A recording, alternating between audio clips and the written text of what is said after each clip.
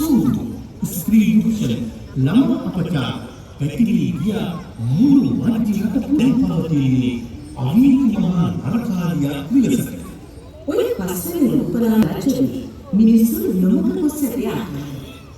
බලන්න ඇටම සූදු කියන අසරණ ගවේ මරා මස් කරන කල ධර්ම දීපයක කරපු වචිරක ගුණගම් පිරීලා රට නුමාවෙත ඇදුනා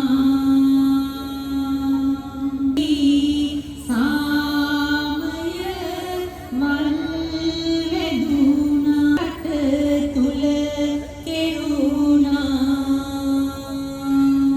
ආයක සී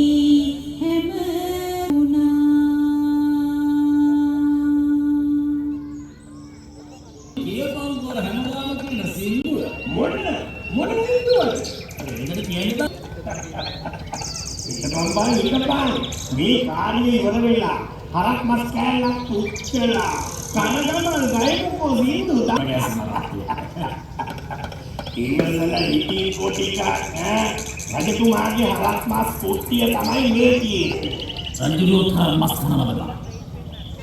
අපි කොතමයි හරක් මස් කන්නේ?